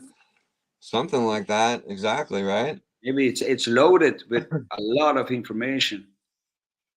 Exactly, and like a superpower oil that eliminates every negative that doesn't need to be there. That's what I like too. The elimination of the other part of it, because we're surrounded by it. You know, you gotta Exactly, like. contamination. We are totally contaminated from everywhere around. So Brother, the sound, the you cannot say I visuals. eat organic. Exactly, and that's also what I wanted to mention when you say fasting, even in thought, in vibration, in words. What are you Exactly. listening? What are you speaking? What are you thinking? right? You cannot be doing that fast, and you are there like with the soap opera with the people and dramatic, and you know, Yeah. you have to be fasting at every like piece and Yeah. nothing. In every level, you should be act as pure as possible. This Yeah. is this was Christ's teaching too, eh? So almost the Ten Commandments. It's quite easy, but in this society is there's so much temptation, so much temptation. Yeah, This and especially made for the kids. for the The kids. kids with the phone, it opened up so many like bad doors to shut, for the little kids, and they know exactly what they're doing. So our hands are full, man. Yeah, man. Exactly, brother. And I also the moon, the go ahead, brother. no, no, no. Go ahead. Go. You go ahead. As you mentioned, Gene, that they have demonized it. What is demonize? Is demon. What is demon? It's the moon. You know Mm. what is? So they are taking out the moon. Oh, yeah. The I heard something about demon. people not. You shouldn't look at the moon either because in the eclipse because then you will become a lunatic. You know, there's a lot into the names. But then again, I see the moon also. Like this is what I tell my 5-year-old. He goes, "You have to go to sleep." Why do I have to go to sleep? Because God created that. Every living creature has to sleep. Even fishes, yeah, even fishes. We have to sleep. We need to recharge. And then I try to Smart tell kid. him, to make a story out of it. I say, remember, what happens at night? When people are asleep, then the predators come out to go hunt, and they're capable to see through the night, and there's where the bad things happen, in that night. But then again, yeah, it's very difficult to now. I'm gonna spill it out. I've got this 5-year-old. His name is Salvador, and he's yelling from the top of his lung, "The world is flat!" You go like, "Oh my God!" How I'm gonna. Oh man! And then I've got my 19-year-old daughter, and she thinks I'm totally crazy. She thinks I'm totally loco, and she goes like, "Dad, you cannot do this. You cannot tell a 5-year-old. Dad, stop. You cannot liberate him. You crash him. Let him live in the matrix." How exactly the scene? Like the ignorance is bliss with the piece of steak. And I go like, "Oh man!" And then you remember Vika, and I told you, I go like, "Hey Vika, I've got this problem, man. My 19-year-old hates me, and she's telling me I'm a cruel man by telling people the truth and liberating them, and just ripping their whole how you say reality away." Now I have to agree with her, that there's an age where you should. I think everybody is free to educate their children how they want, but sometimes I think, yeah, there's an age where you can bring this. Sometimes it's better to leave them alone, just like, okay, go to school, find your things, and when they're wise enough that they can debate back, maybe it's the time to tell them. I think my 19-year-old, she got it from me when she was 12, and yeah, I'm her dad. She really believed everything I said, but then she told me, said, "Dad, my life, my reality went all the way, but." Afterward, we had a talk. She go like, "I know where you're going, and I just don't have the time. And I believe you. Like she's been researching bit by bit now, and I'm happy we're getting closer together now. But this infiltrates all the way through your family. It is my golden law. My rule now is when I start debating or the topic starts with someone, I go like, I just ask him, "Do you know the circumference of the earth?" No. But okay, then we're not having this debate, this conversation. And he goes like, "Why not?" I go like, "Because I know more. I know more about your globe theory and about my theory. So this is going nowhere." Then we go They like, have "Hey, to teach soccer." you everything. Yeah. But All right, guys, there is a link in the chat if anybody else want to join this amazing conversation that we're having with our brother Louis and Gene here. So the link is there pinned up. Come and say hello. Yeah, guys, I'm so proud of you guys. Really, really, it is the work you have done, the research. I mean, the hours. The mechanical realm was like mind blowing. I go, oh my god, man, this is it's actually what it is. It's a clock. It's a clock. It works perfect, flawless. And how Oh, beautiful no. the creator to make the luminaries for us, just to we can track them. Right. And look at what Vikka just said, brother. If you were to fast once a month when the moon is in the right place for you individually, look at what you can accomplish with one small adjustment of the way you treat yourself, right? And the way you might understand those luminaries to be. It could change so much, you know. Hey, I want to throw in there real quick. You was talking about growing your own stuff.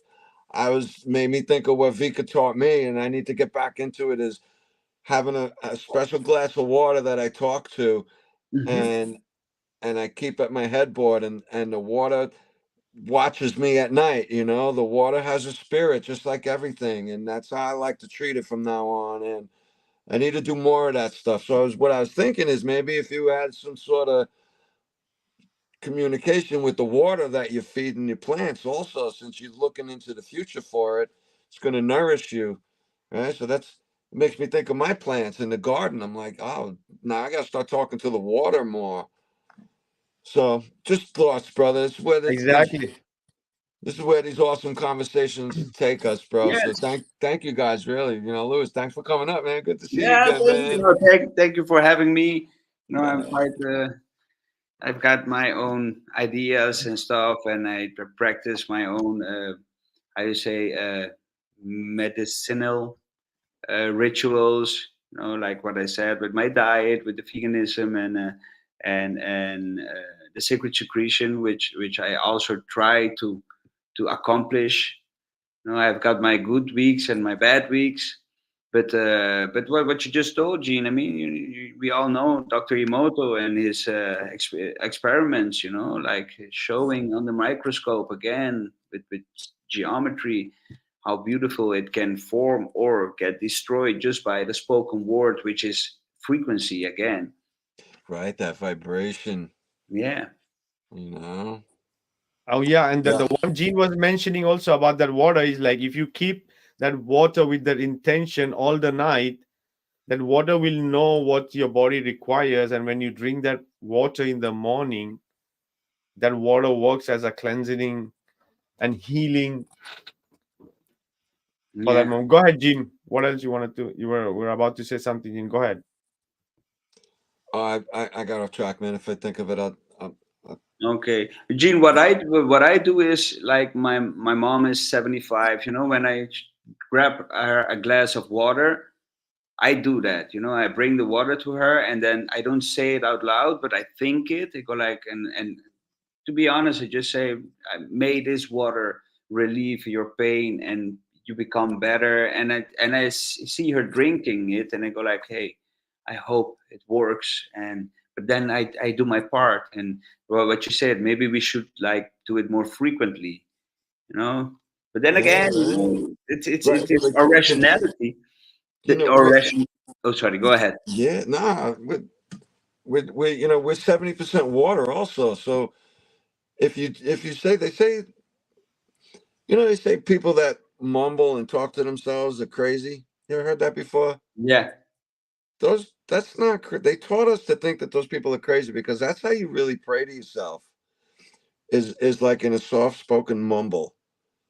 And that's like when I'm in my yard, that's how I'm talking to the plants and the trees and the bugs and everything.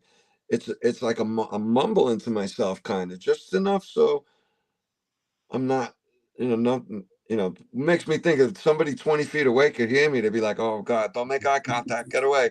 Get in the car, kids." I know what you mean. Yeah. But no, that's I wouldn't be surprised if my trees are telling your trees that I'm trying to communicate, and they're trying to communicate with you, and you know what I mean? Their understanding of this place is much deeper than ours is, and that's where I like to try and tap into that unseen, unspoken world, bro. Yeah. Here for us, man. Even like the Catholics, like they baptize a child, then the loved ones gather in a circle with the priest, and they send all their love and protection, and then they get baptized with water. So the water has been transformed there at that point. So it's a very old ritual, and I think water has a lot of power. Yeah. And everything is not from God. Everything is God. Everything is the creator. It's not only from the creator. That to me is like a big kind of maybe a big jump. It's not just from it actually is, and it's nourishing us all the time. That's just how I think, man, because I'm done thinking Matrix stuff as best as I can handle it, man. I'm like, I'm gonna start watching movies more and more, so I got to be careful, bro. I'm feeding my mind this stuff. I want to be selective and I just want to be careful, bro. You know what I mean? Yeah, I know what you mean, man. It's what I just said. No? There's a lot of temptation out there. Sometimes you cannot dodge or hide it. You just fall into this temptation everywhere, and then with sugar and foods and Yeah. yeah, Sugar, bro. we're doing our best.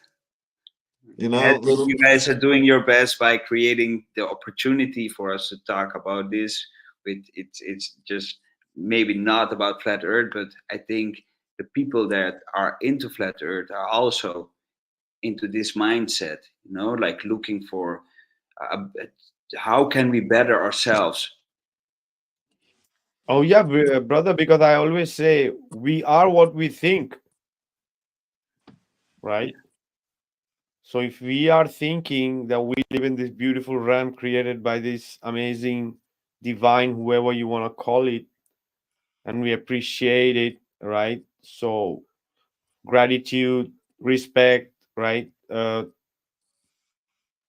You take those kind of decisions, right? You try to Yes. be on the right track, even though we know there is so much, as you said, distraction and contamination and pollution and mind control and right indoctrination and manipulation and right. So with all this Asian, there have to be some kind of tools which will help us detox, right? Apart from those beautiful elements like water and herbs and everything that the creator left for us there.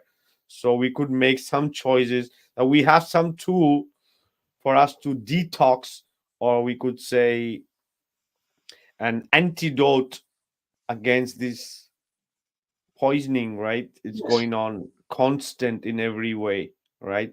Through frequencies, through sounds, through images, through everything, right? To Yeah, bro. everything. So there has to be an antidote, right? But it's there.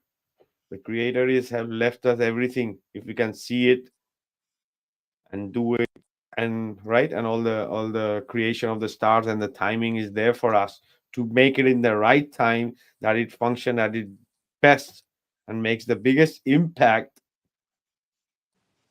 And yeah, we have to be ready to learn, to accept, to heal, right? Exactly. Yeah. I think we're doing our best.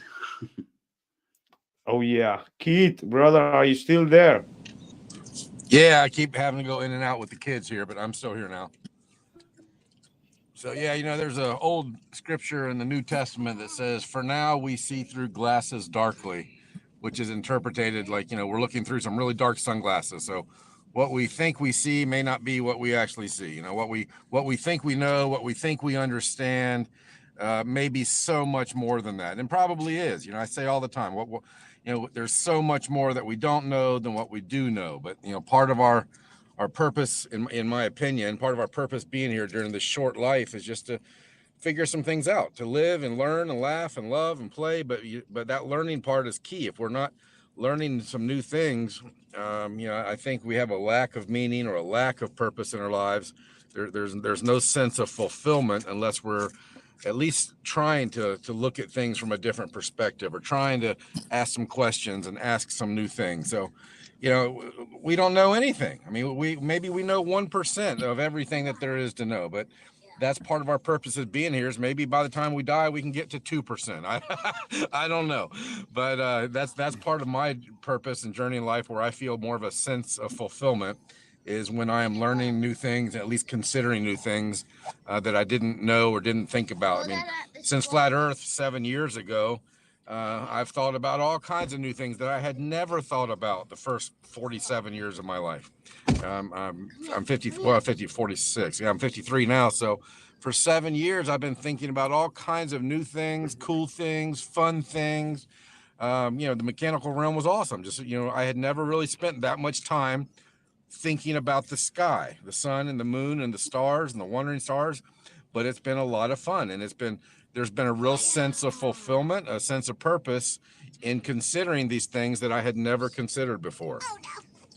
Absolutely, brother. Absolutely. Till the last breath, we'll be learning. Yeah. That's for sure. Exactly, Keith. I think what you just said is true. You know, and this is why I cannot comprehend when people say like, "What does it matter if it's flat or round?" I go like, "Well, it matters the world," you know. And for me, it helped me to make my decisions that I'm making right now. You know, like to live in the moment, to be free from the lies that's all around me. So it makes a world of difference. So I'm very grateful to come after the flat Earth, that I know about it, and to meet you guys. That you give me encouragement and go like, okay, I'm not insane. I'm not insane. Oh, yeah. Oh, yeah. That's the truth. Like, we make the right decision. We try to make the right decision. We know we have made some right decision in the last few years, at least, by not doing certain things, right? That in itself, maybe we would have not taken that step. Maybe we wouldn't have been here, right? Like many we know. So that in itself says a lot, right? Oh Yeah, yeah. you know, I like to say a lot that, you know, truth makes you strong and lies make you weak, and truth creates peace and lies create stress. So when you come into the knowledge of flat Earth and that being true, and this system being intelligently designed, you come into the truth of the sun and moon and stars over you. That truth, it literally makes you stronger spiritually, emotionally, mentally. At least that's been my experience. And it creates more peace of mind. I mean, truth makes you strong, truth creates peace. Lies make you weak, and lies create stress. So, you know, people worrying about the next alien invasion, or they're worrying about the next asteroid going to hit the Earth. I mean, that's all bullshit lies. It creates stress, and it makes you weak, literally, spiritually, emotionally, and mentally. So, yeah, it's crazy, Lewis, when people say, well, what does it matter? What does it matter? Round or flat? It matters everything, because it's true. I mean, if the truth doesn't matter to you, then no, it doesn't matter to you. But if the truth matters, it matters everything. It means everything. Nah, bro. Truth matters to everybody, Keith, because you know you couldn't get away with lying to someone over and over again. I don't know if Lewis could, or I could, or if I don't know who out there can get away with, or even if you're a store and somebody caught you cheating them out of 25 cents every time you bought something twice a day, and 2 years later they're like, holy shit, what is go, you know what? But these agencies get away with it, and they bring their children to it. It's just because we're taught this, man. You know, I saw a video a while back, guys. Maybe you'll find it as compelling. I'll try and paint a good picture, but it was 10 seconds of a pregnant mom, very pregnant, like she was having triplets twice, you know, she was holding her belly and trying to walk, and she was waddling around, right? And she had a toddler with her, and you didn't see the kid, but all of a sudden you see the mom walk across the kitchen, helping her hold her stomach up, right? And next thing you know, you see the little kid walking just like the mom. And of course, the little kid wasn't pregnant or nothing. There's nothing wrong with the kid's belly to need to be, but she was just mimicking the mom. And I was like, wow. And it made me think of the orphan trains, of how they just trained a bunch of people to do half the things we're doing today. And it's got nothing to do with reality, but we're just mimicking things as from children 100 years ago who were taught terrible things, you know. But I just found it so striking that, you know, they could have us doing anything. They could have us doing they got us doing the most backwards things to help us out in a communicative way or collective way. So I just found it so striking to see that, you know, and I'm like, wow, what else are we doing that's We are kind of, deprogramming it, brother. We are deprogramming right now. Yeah. That's what yeah, we are doing, because we were all programmed. Because when we were born, right, whatever was given to us, an identity or a race, religion, whatever, is a all of it, the program. flags, the clothes, the school, all of that stuff, bro, right So out the door whatever, from the beginning. exactly, whenever we're having that inner dialogue, we are having that inner dialogue with that program, and we are having that fight between it to Exactly. Yeah. deprogram us from that, to find our real self, right? Yeah, Yeah. bro. You know, I think about it all the time, in a place where, you know, the miles of difference between us wouldn't count, because we would be back in the dirigible, or even in these portals that they're speaking of lately now. Portals are a big thing that we know there's like 15 or 20 of them all around the world, these stone portals that they call magical and mystical. And so, like, who really knows? You know, I'm looking at you, Vika, you know, 2,800 miles away across the, you know, no And we are delay. as if, exactly, as if we are in the same room, or the Yeah, bro. So you know, in my mind, this is like a cheap ripoff of what we could really be doing without these people. You know, but exactly. then And imagine, again, oh yeah, go ahead, brother. No, no, yeah, go but ahead, Luis. I go to Gene. Gene, I like. I think that the old civilizations, they use these technologies that we are using now somehow, but I don't think they used phones and things like devices. They were so advanced they could like telepathically communicate with each other. They had a notion of how they can use frequencies. I saw this video. What they did is, you know, cymatics. They said like a few temples in Indonesia. If you see them from above, you Mhm. can see that it is a mandala. It is a Mhm. frequency that is that made the, how is it, the blueprints for the temples. It's Wow. very interesting. Yeah, bro. The buildings all across the world in different, well, similar styles, but the different styles, like cathedrals, you know, like the post offices and the police stations and hospitals here, and official buildings. There's different styles, but you know, they're all over the world. They're all across the whole world. The star forts, all of the capitol buildings in all of the countries, in all of the states, and all over the place. And then you got the little towns in between over here that are loaded with buildings that look like they're flooded out. They've got the windows half buried, and there's, to me, I can't find a good explanation for that. You know, but the buildings could have had these frequencies that are communicative for us. You know, crystals vibrate on one of the highest vibrating things on the whole world, in the whole world. I almost said planet. You catch that? Oh They got yeah, one and of the highest frequencies.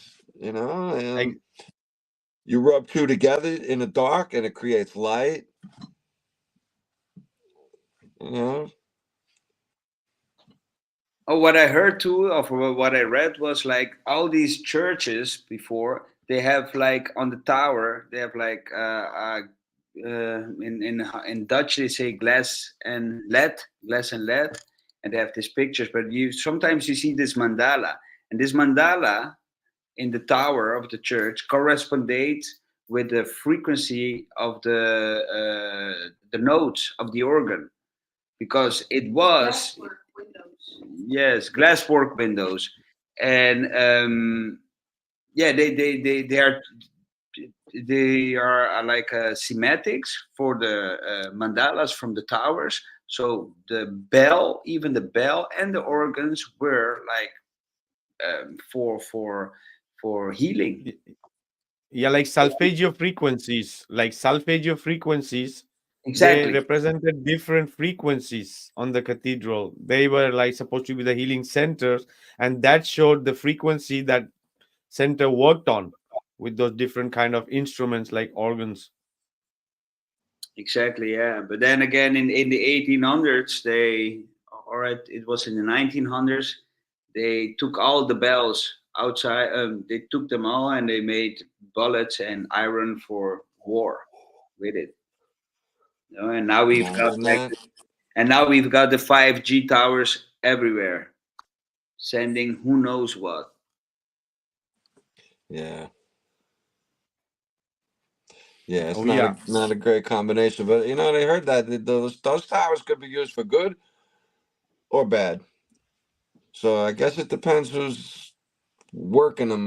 You know, but they went up so quick during a certain amount of time that it was so obvious there's something nefarious going on. But During the pandemic, they were in my neighborhood here in Amsterdam. They were Everybody was in lockdown inside, but the workers, they were working their asses off, man. These antennas just popped out from nowhere. From yep, nowhere. I've got a building behind me. He's got like five. Because what I've heard is they work at 60,000 hertz. So for it to work properly, it has to be every 200 meters from each other. And this is what is happening in my neighborhood. Every 200 meter, there is an antenna. And I'm not even talking about those that are how is it, camouflaged. no, these are like in your face, right? These are in my face. I've heard that at the bus stops, you've got this sign where they put propaganda and stuff like that. But underneath, it's all a receiver or a sender. Wow. Those are camouflaged. Bus stops, right? Wow. Yeah. Oh yeah, It's it funny looked like because when they had the debate for electricity or DC versus AC, they was like, no, DC, you need a repeater every mile or so. There'd be towers all over the place. You can't do it. Look at them now. This whole logic story, because we got now G5, but there was G1, there was G2, G3, G4, and every G came with some kind of False promise. distortion. Yeah. Yeah. They told us exactly here we're gonna go from 4 to 5, and you're gonna be able to download 2-hour movies five in like movies, 4 seconds. five movies in 4 seconds. Yeah, This is that's five bullshit. movies. This is 5 movies in 4 seconds. Can you imagine with this 5G operational how the metaverse will be? That will be incredible. I think the computers will be rendering this virtual reality thing, and everybody's then we're done. Everybody's got to have earphones, virtual reality, and a mask, and then Yeah, we're done. I watched that movie last night, Ready Player One. That was like the third time I've seen it, but I haven't seen it in years. Yes. So watching it now and having a little more knowledge now than I did the first time it came out is like, whoa, there's like serious programming all through that for people Yes. to get these new Apple Vision goggles or whatever. But I mean, yeah, the nightclub in that movie where they meet is called the Distracted Globe. Really? And then at the end, this miraculous, this magic orb puts this huge dome around this flat area of land at the climax of the movie with the war. But if you guys haven't seen that, you would enjoy watching. It's called Ready Player One. Yeah, I saw him twice, but I'm gonna look it up again. Thank you, Keith. Do you guys remember the Bad Batch, where this guy? Oh yeah, the Star Wars cartoon series. The Bad Batch. This how do this guy?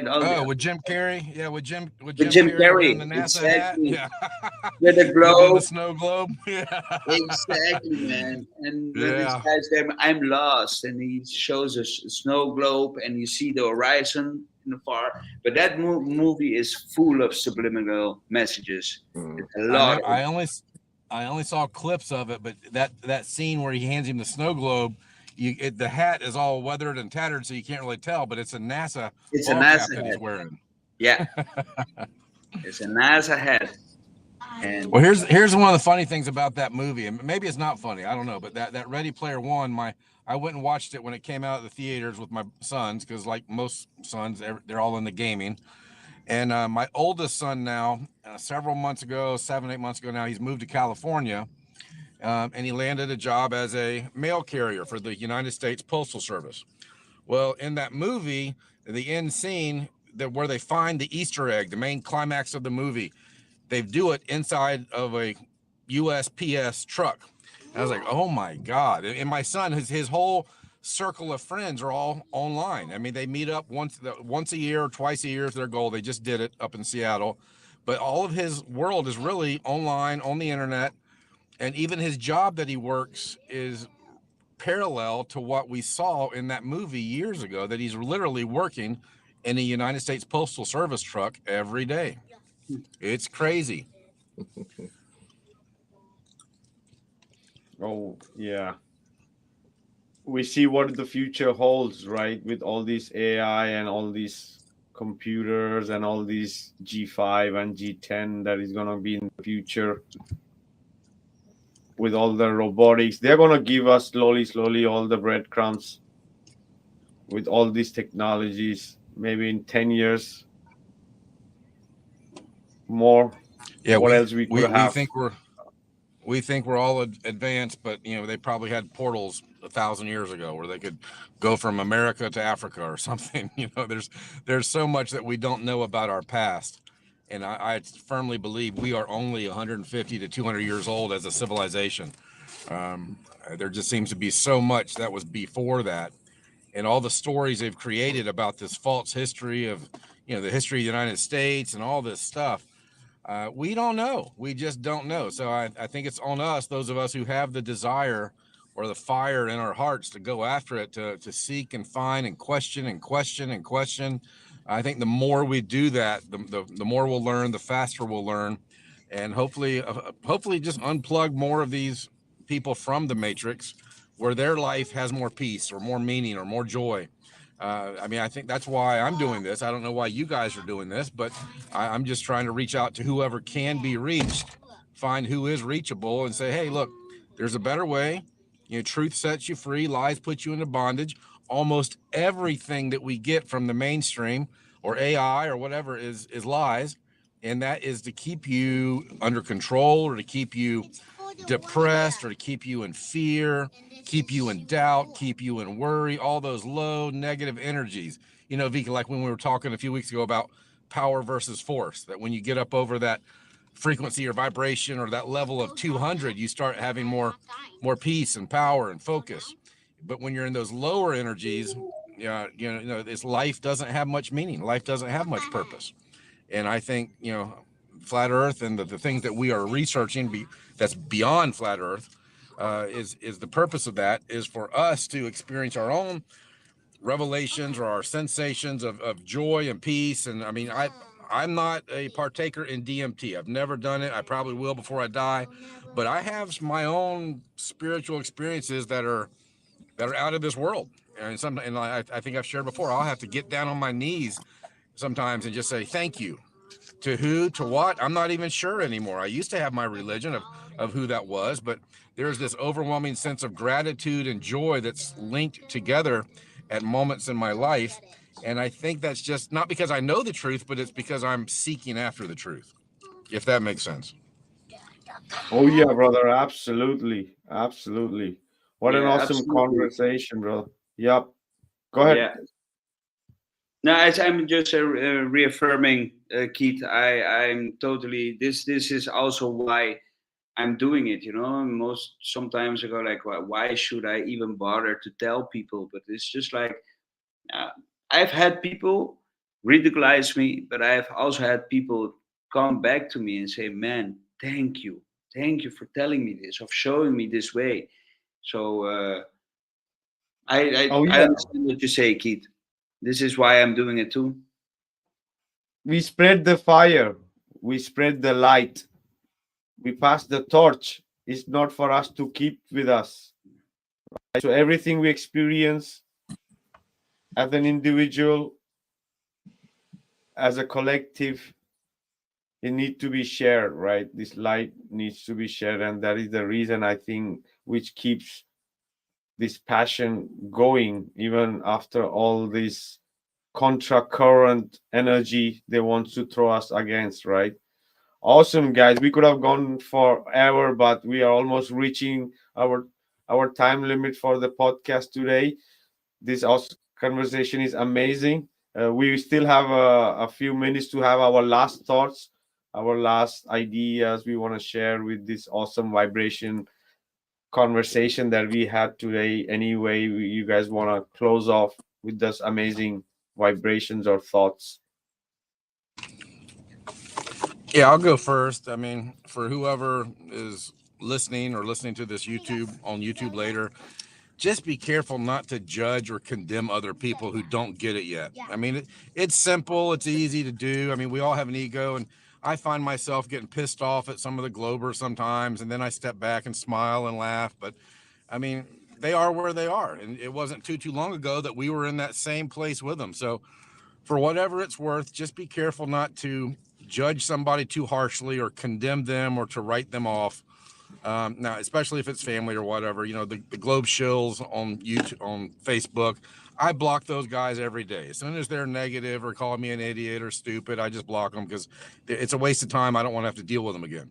But I'm talking about like people that you know personally, that you've shared any of this truth with on geography or astronomy or history, and they laugh at you, or you'd say you're crazy, or I got someone real close to me that thinks I'm in a cult because of flat Earth, and I could just write them off, but I'm trying to be patient, and I think that's it. That's the key, is practicing patience with these people that are not where you are yet, as far as what you know or what you or what we think we know anyway. So just be careful to not condemn other people because they don't get it yet. What is that?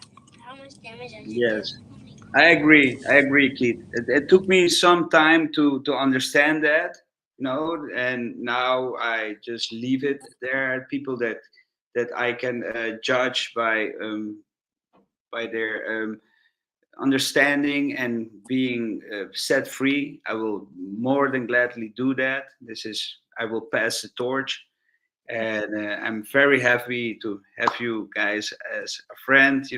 Once again, for all the viewers out there, if you feel lonely in your thoughts and you think, just come on the channel, get the information, get the knowledge, and thank you very much for having me. Oh yeah, brother, and feel the vibration that we feel, right? As a group, as a collective, right? That's why we have amazing people joining our live, right? And sharing those vibrations. Right? Absolutely. Thank you, brother, for being here, and thank you, Kid, too. Gene. What's up, guys? What a great time, man. It was a little nerve-wracking. Last minute, we were like, what's going on? We had no idea what was going to go on, but don't worry too much, you know what I mean? And Louis, it was so cool to have you on, brother. Thank you so much for hanging out, spending your time with us, and it was great to have you, bro. We could come back and talk twice a week like this, man, and never run out of things to say, and keep learning, and and that was a lot of fun, bro. And the chat was blowing up. Everyone in the Yes. chat looked like they're having a really great And time. So that's always so cool, man. I love that, you know. Yeah, guys, treat, yes. if I could say anything about after tonight, treat everything like it's spiritual and connecting you to the deeper inside of yourself. And I'm not saying I do this all the time, but I try to. And when I like to remind myself about it. And you know, thank God for you guys, man, because you help keep me in track and online and focused. And you know, it's not easy for me. I'm like, hey, look at a squirrel. But like Rob from Disorganized Productions would say, um, skipping branches like a squirrel, you know, jumping around. But that's what we're faced against. You know, there's just so much going on, and I'm so excited to talk about all of it. That this was a particularly fun night for me, guys. The plants is they're very spiritual, guys, and I hope that if you didn't realize that before tonight, maybe now you check it out. There's a whole other world going on right here, guys, and we're all involved with it. You know, if when you talk to the universe does talk back to you, right? And if you're swamped by those negative thoughts, don't entertain them. They'll eventually go away. They will start to go away and replace those thoughts with the better thoughts, guys. Right? And hopefully that's what we're doing here, guys, helping people understand that unspoken world that more and more people are talking about it too, which is really cool. You know, the flat earth is opening up to the earth. Well said, brother. Thank you, Well man. said, I love you brother. guys. Oh yeah, brother. We have to shine not Thank for you. us. We have to shine for everybody else so that we all exist and we reflect each other, all of us. That's what gives us that energy and passion and force to continue this like quest, right, for the truth in these hard times of darkness and indoctrination that's been around. So keep deprogramming, guys. That's what our whole idea is here about, to get together and deprogram, right, and spread the light. So thank you everybody in the chat, the amazing people who were here tonight with us, and Keith and Luis and Jean. Thank you so much, and see you guys soon. Next episode of Heliopsychosis podcast. This is your host, Vikka Draziv. Signing out, guys. Love you all. Bye. Good night.